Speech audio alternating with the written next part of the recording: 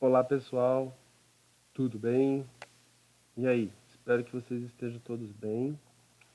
Bom, hoje eu vou falar um pouquinho sobre um tema que, na verdade, estava previsto para o bimestre passado, mas em virtude dos cálculos trabalhistas eu resolvi deixar para hoje, né? Porque, como nós vamos ter o conselho de classe, então a gente encerra, né, esse assunto relacionado a a forma como nós mantemos as pessoas na organização, né? O cálculo trabalhista é um deles, por conta da parte do salário. E vocês vão ter aí uma pausa por conta do conselho de classe. Após o conselho de classe, eu vou trazer para vocês, além do quarto e último bimestre, algumas propostas de recuperação para as notas, tá? Aí eu vou dar mais uma chance para o pessoal do primeiro bimestre, né? Já teve a recuperação, mas eu sei que foi um momento ainda muito conturbado, então eu vou dar aí mais uma chance para vocês. A recuperação do segundo bimestre, que eu não realizei, eu resolvi não realizar no período do terceiro bimestre em virtude da interrupção, né? Teve uma interrupção muito longa, né? As festas de final de ano, mais as férias, e eu achei que isso poderia causar confusão. Já haveria a confusão do próprio bimestre, né? Porque começa, para, volta. Então, eu entendi que isso seria mais sobrecarga para vocês. E agora, no quarto bimestre, os nossos temas são mais de teoria, mais de introdução de alguns elementos que podem aí alimentar a curiosidade de vocês, e eu espero, né, em incentivá-los a continuar em administração e mais especificamente na área de recursos humanos, que é a área que eu sou pesquisador e tenho mais interesse, né, em estudar, em ensinar e pesquisar, enfim, tá bom? Então eu acredito que seja um momento adequado para isso. Professor, eu vou ter que fazer todas as recuperações? Claro que não, né? Você faz aquela que você entender. Essa altura do campeonato você já tem ciência de 3 notas, né? Então você pode fazer aquela que for conveniente ser feita, né? De repente, uma dessas notas é muito ruim e talvez seja interessante então trocá-la por uma melhor. De repente, você não precisa mais substituir nenhuma das notas, porque com a somatória das 3 notas bimestrais que você já tem em ciência, já seria possível você, a partir do seu desempenho no quarto bimestre, conseguir aí a aprovação. Enfim, eu vou deixar vocês bastante livres em relação a isso, né? Confiando que vocês não estão aqui para passar, né? Que vocês estão aqui dispostos a aprender, a assimilar esses conteúdos para fazer bom uso deles no futuro, tá bom? E eu confio em vocês. Eu sei que vocês terão o discernimento para tomar essa decisão, não apenas para obter a média, né?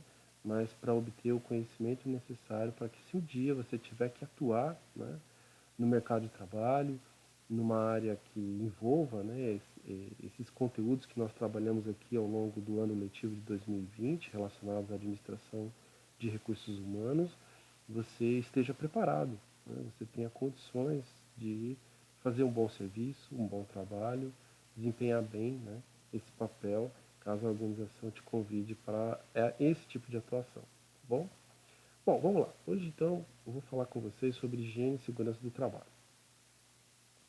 Pessoal, higiene e segurança do trabalho, a princípio, pode parecer, né, a princípio, que nós estamos falando de algo que uh, esteja relacionado só à limpeza. A limpeza faz parte, mas quando a gente fala de higiene, nós não estamos nos referindo somente, exclusivamente, à questão da limpeza. Higiene, ela envolve todos aqueles fatores que impactam, que implicam, né, em algum tipo de dificuldade ou de prejuízo ao exercício profissional. Então, a limpeza é óbvio, é uma delas. Né? Se o ambiente está sujo, fica bastante difícil para o trabalhador se sentir à vontade e provavelmente ele vai ter prejuízo na produtividade dele. Né? Mas não só a limpeza. Né? Quando a gente fala de higiene, nós também colocamos aí a questão do som, da iluminação, do uso de equipamentos adequados, enfim, tem uma série de coisas que serão importantes. E aí a higiene, então, ela contempla todas essas coisas, tá? Além da questão da segurança, principalmente para aquelas atividades que, por algum motivo, né, pela natureza daquele trabalho, possam implicar em algum tipo de insalubridade. Né? O que é insalubridade? São aquelas situações em que existem agentes ali que podem, por conta do excesso ou por conta da repetição, podem causar algum tipo de doença ou lesão ao trabalhador, ou periculosidade mesmo, né? Quando a gente fala de algo que é perigoso, que pode implicar inclusive até, infelizmente, né, pode causar até a morte daquele trabalhador, tá bom? Bom, então vamos começar aí pensando na questão mais geral, né? Então, quando a gente fala de higiene e segurança do trabalho, todas as organizações então têm como obrigação garantir a integridade física, né, e mental dos trabalhadores. Essa garantia, ela inclusive é exigida por lei, tá? Bom, ela pode ser então entendida, né, as ações que estão relacionadas à higiene e segurança do trabalho, ela pode ser entendida como um aglomerado, um conjunto de ações que serão utilizadas com esse objetivo de reduzir doenças ocupacionais, reduzir, né, a ocorrência de acidentes e oferecer aos trabalhadores a proteção necessária para que ele tenha integridade física, né? Então não vai acontecer nada com o corpo dele, integridade mental, isso também implica, né, há situações que isso pode causar algum tipo de tensão psicológica, né? E garantir então que haja condições plenas para o exercício do trabalho, né? Que ele possa ter ali, usar, né, todo o potencial dele e ter as condições para realizar aquele trabalho.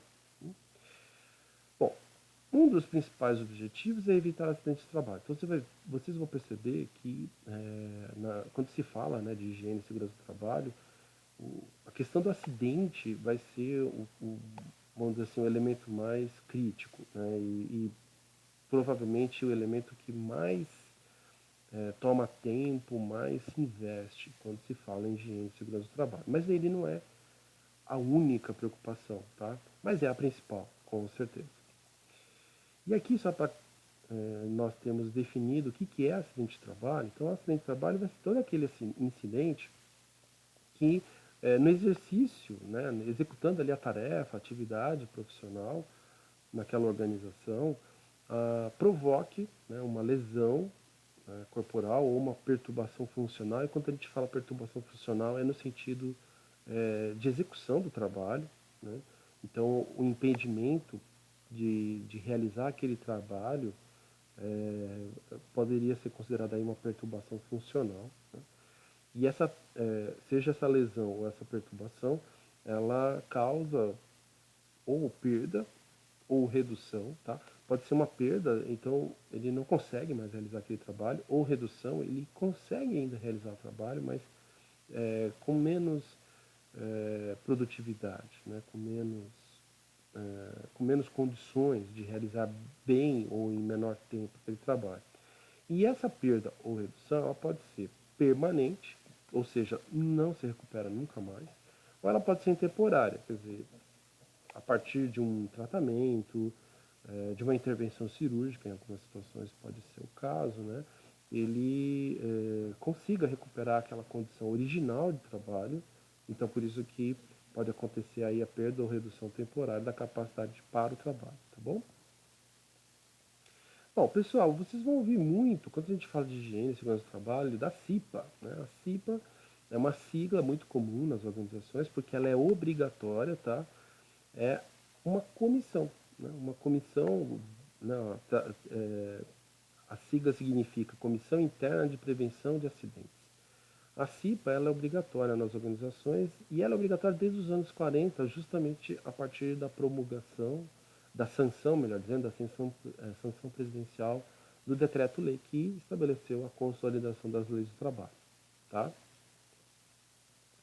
A CIPA ela vai atuar tanto na prevenção, então ela vai tentar evitar os problemas, quanto na remediação. Quando os problemas acontecerem, ela vai remediar. E que tipo de prevenção ou né, remediação, ela atua? Aquelas relacionadas aos acidentes ocupacionais. Bom, como que a CIPA ela é constituída? Então, você vai ter um grupo de pessoas que será formado por representantes tanto dos trabalhadores quanto dos empregadores. Então, esse grupo não tem apenas trabalhadores ou apenas representantes do patrão. Você vai ter aí um equilíbrio, inclusive, de elementos participantes, sendo que você vai ter tanto representantes dos trabalhadores quanto daqueles que empregam, né, dos empregadores. E qual é o objetivo, né, da CIPA? Então, é estudar populações que minimizem ou evitem acidentes de trabalho e que aumentem a garantia de integridade aos trabalhadores. Tá? Então, ele é um grupo que vai ser separado em determinado período do trabalho dele, uma parte dos dias que ele trabalha ali na organização, ele vai deixar de exercer a atividade para a qual ele foi contratado normalmente, né, para se reunir com os representantes dos patrões. Para quê? Para poder pensar em coisas que podem ser melhoradas, em coisas que podem evitar acidentes, em coisas que podem evitar uma lesão, que podem evitar uma doença, o perigo, né? Um perigo de uma mutilação, um perigo até de morte. Então é um grupo de estudos. E vai estudar o quê, professor? Bom, vai estudar ali o ambiente de trabalho, vai estudar a forma como as pessoas executam os trabalhos e a partir desses estudos, né, identificar esses riscos e tentar, né, evitá-los ou até trocar, né, a forma como se trabalha, enfim. Às vezes não é possível, aí você tem que então minimizar esses riscos, tá bom? Ainda sobre a CIP, é importante saber que ela, também, como eu falei, né, ela também cuida da parte de remediação. Então, ela remedia quando acontece um problema. É óbvio que é melhor prevenir do que remediar, mas nem sempre, né, nada é perfeito, então nem sempre é possível ficar livre, né, do risco de ter que remediar um problema. Então, quando acontece, a CIPA fica responsável por entender, né, o acidente, entender por que ele aconteceu, e a partir dessa compreensão, né, da origem, da causa daquela ocorrência, propor correções.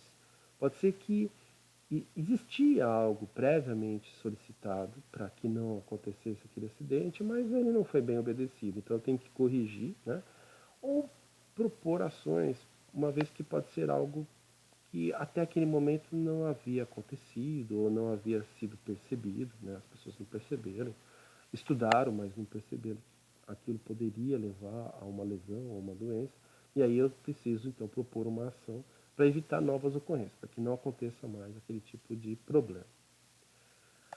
A CIPA ainda ela costuma ficar responsável pelo combate ao incêndio, então muitas vezes quando tem lá aquelas simulações, né, as organizações fazem muita simulação contra incêndio, quando acontece um incêndio, normalmente a CIPA é responsável, né? Tanto que o cipeiro costuma também ser o brigadista civil, né? Ele não é bombeiro, então ele não é da polícia militar, mas ele é um bombeiro civil, né? Ele exerce um papel de atuação imediata. Então aconteceu um acidente, ele não vai apagar o incêndio, mas ele vai orientar as pessoas e tentar minimizar o problema do incêndio. Né? Ele também normalmente, alguns deles ficam responsáveis inclusive pelo contato com os bombeiros, né?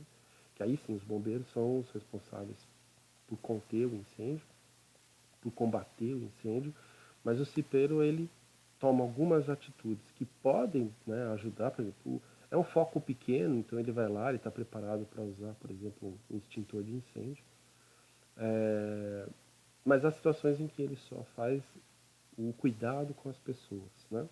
Ele também cuida de prevenção de doenças, a gente vai falar um pouquinho daqui a pouco sobre essa questão mais relacionada às doenças, né, ou lesões. E em algumas situações ele também é quem dá os primeiros socorros, né? Ele, não que ele seja um paramédico, né, mas ele é orientado para e não só orientado, né, ele está instruído e capacitado para dar os primeiros socorros em algumas ocorrências, não em qualquer ocorrência, mas algumas ocorrências o cipeiro normalmente pode atuar e muitas vezes até salvar vidas por conta dessas primeiras ações que muitas vezes impede que uma determinada situação ela leve a um agravamento que pode levar a, o trabalhador ou à morte, ou uma situação, ou uma invalidez, enfim, tá bom? Bom, e aí dentro desse contexto de higiene e segurança do trabalho, então, existem algumas terminologias que nós vamos utilizar com uma certa frequência, como é o caso de higiene industrial. Então, quando eu falo de higiene industrial, normalmente eu estou me referindo, né, aos esforços para gerenciamento de risco. E é muito comum que as organizações tenham, então, principalmente aquelas que possuem fábricas, né, então, as organizações fabris, de um modo geral, elas possuem um programa de gerenciamento de risco. E aí, até vocês podem observar, quando vocês forem no trabalho do pai de vocês, ou visitar, fazer uma visita técnica e conhecer uma organização, se é que já não forem em alguma empresa, vocês devem observar que em determinados locais você vai ter lá um mapa, né?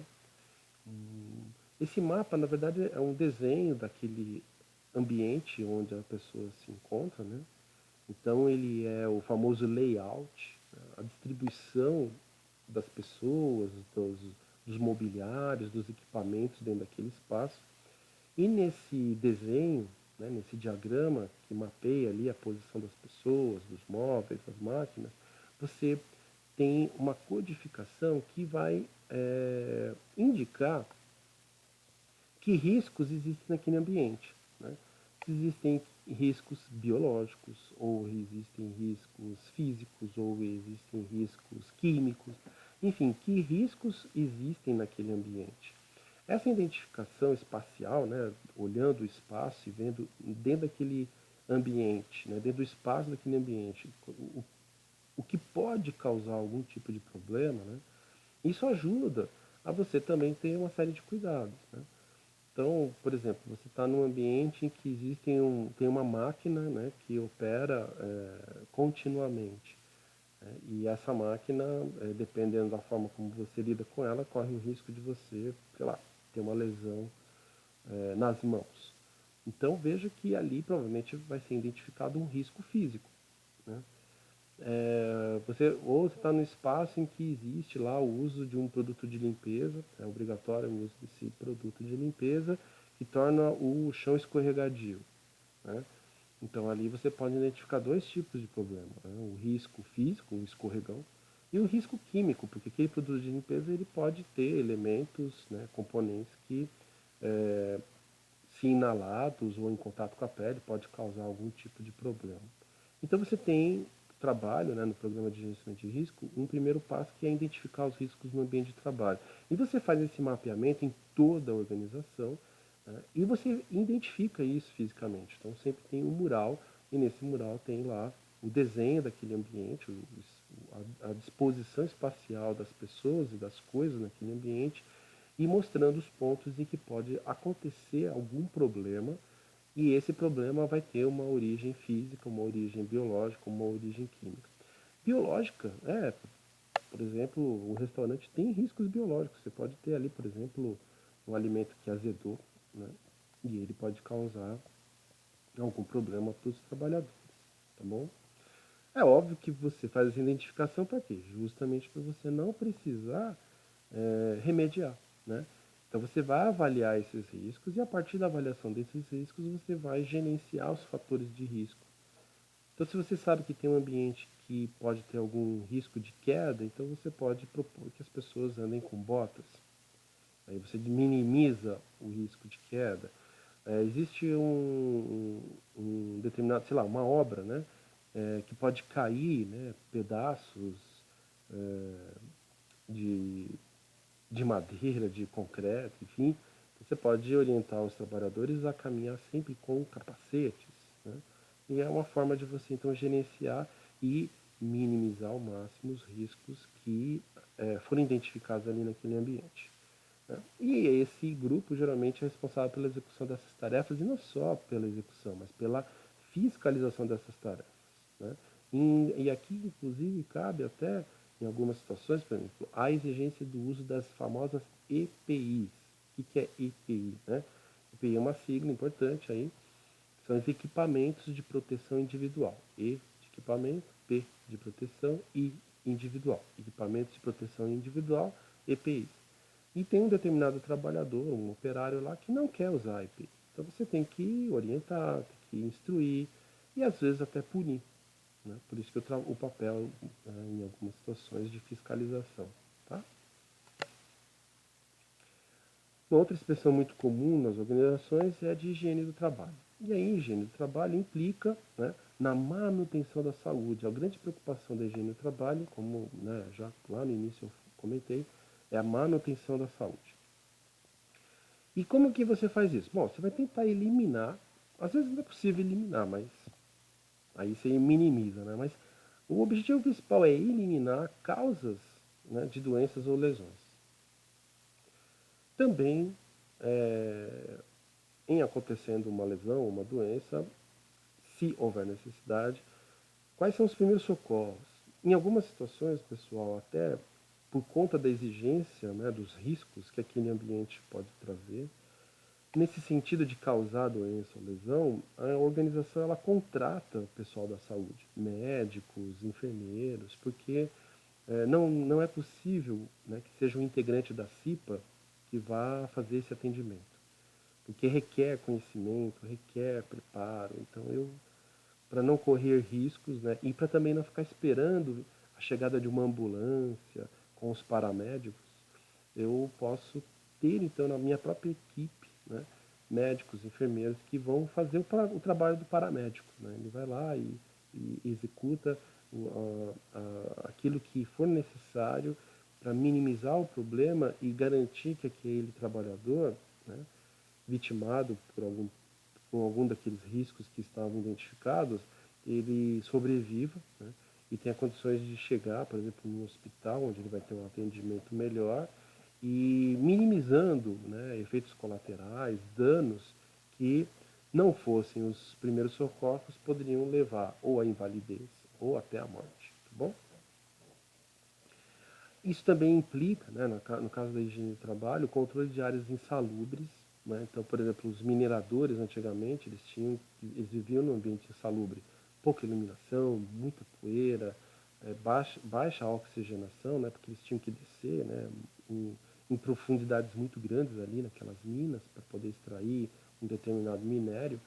Então, isso é uma condição insalubre, tá? Ou perigosas, né? E, de novo, né, os mineradores é o melhor exemplo, tanto de insalubridade quanto de perigo, né? Tem uma explosão e aí, né, uma determinada parte ali da mina pode soterrar os trabalhadores, isso é perigoso, né? E aí, tanto a situação de insalubridade quanto de periculosidade, elas precisam ser controladas. Né? E a organização normalmente faz esse controle. E, inclusive, a partir, né, desse controle é que ela também pode pagar, vocês devem ter visto isso quando estudaram a CLT, pagar lá o adicional de insalubridade ou o adicional de periculosidade, tá bom? E disso tudo, né, tem aí uma sigla muito comum, PCMSO. Então vocês podem observar em alguns textos, em algumas páginas na internet, né, nos portais das empresas, né, eles falam, a gente tem aqui o PCMSO. E aí, bom, o que é essa sigla gigantesca? Né? É Programa de Controle Médico de Saúde Ocupacional, que implica os exames admissionais, que eu já comentei com vocês na aula de contratação, o exame demissional, quando acontece a demissão do trabalhador, exames periódicos, né? E às vezes algumas intervenções que não são exatamente os exames exigidos por lei, mas que podem ser benefícios oferecidos pela organização no sentido de oferecer ali aos trabalhadores, né, uma saúde melhor. Né? Então, trabalhos preventivos, trabalhos de orientação, né, para que as pessoas elas não adoeçam. Né? E isso tudo pode fazer parte desse programa de controle médico de saúde ocupacional. Bom, já caminhando aqui para o finalzinho dessa aula, pessoal, tudo isso tem uma série de regras uma série de normas que vão ajudar a organização, né, vão servir de orientação, inclusive, para a organização, a estruturar esses programas, o programa de gerenciamento de risco, o programa de controle médico para a saúde ocupacional, E essas normas nós chamamos de normas regulamentadoras. É muito comum se utilizar a sigla, né, NR ou NRs, né, porque são muitas normas, e elas regram e orientam os princípios básicos de segurança do trabalho no Brasil, e elas complementam o capítulo 5 da CLT. Então elas têm força de lei, né? Elas devem ser seguidas pelas organizações como se fossem leis, inclusive com implicações judiciais. Né? Então, as organizações que não seguem, né, não atendem às normas regulamentadoras, elas correm o risco de serem punidas, né, de serem processadas, né, no Poder Judiciário e, uma vez comprovada ali a negligência, condenadas e punidas. Tá? Elas, além de guiar, né, os trabalhos que dizem respeito aí à segurança do trabalho, ela também permite a verificação de situações de risco. Então, elas servem de referência, elas servem de parâmetro para as organizações estabelecerem o que é um risco e o que não é um risco. Tá? As NRs apoiam e se relacionam com normas técnicas. Né? Então, tem norma técnica para construção civil, norma técnica para processos industriais da área química. Né? É, a área química é uma área que tem um monte de regra, né? Um monte de norma técnica, e as normas regulamentadoras, as NRs, elas também se relacionam e muitas vezes apoiam essas normas técnicas, e sempre, né, nessas normas todas foram estabelecidas por órgãos competentes, por órgãos responsáveis, e elas também estão atentas às normas técnicas internacionais, tá? Principalmente aquelas em que o Brasil, né, a nação brasileira é signatária. E, pessoal, eu não vou ficar aqui detalhando para vocês as normas regulamentadoras. Primeiro porque o detalhamento das normas regulamentadoras ela seria adequada, por exemplo, para um curso técnico em segurança do trabalho. Então, se você fizer um técnico em segurança do trabalho, provavelmente você vai ler, né, e entender as 37 normas regulamentadoras vigentes hoje no Brasil. Então, tem 37 normas. Né? E é óbvio que aqui nessa aula não daria tempo de apresentar todas elas e muito menos detalhadas, tá bom? Mas aqueles que tiverem interesse, tiverem curiosidade, quiserem dar uma lidinha nessas normas, eu deixei aqui na apresentação, que vai ficar disponível também para vocês, o atalho, né, para que vocês acessem no portal da internet do governo, tá? Essas normas todas, tá bom? E elas foram inclusive atualizadas recentemente, teve atualização em 2019, 2020, e vocês podem fazer a leitura, aqueles que tiverem interesse, tá? E eu não vou fazer cobrança de nenhuma delas, nem para efeitos de avaliação, nem de trabalho, tá bom? Bom, pessoal, então é isso, né? Eu vou encerrando por aqui essa aula. Nosso próximo tema é carreira, que eu vou tratar só depois do conselho de classe, tá? Em paralelo, eu vou estar apresentando também para vocês, além, né, do tema carreira, que é um tema aqui do quarto bimestre, eu também vou apresentar para vocês já as propostas de recuperação de notas aí do primeiro, segundo, terceiro bimestre, e vocês já vão ter, né, o boletim atualizado, né, com as notas dos 3 bimestres, e aí vocês poderão discernir aquilo que é importante para a formação de vocês, tá bom? Pessoal, muito obrigado pela atenção de vocês. Tendo dúvidas, por favor, escrevam lá no fórum de dúvidas e sempre, né, estejam atentos às orientações das atividades propostas, tá ok? Muito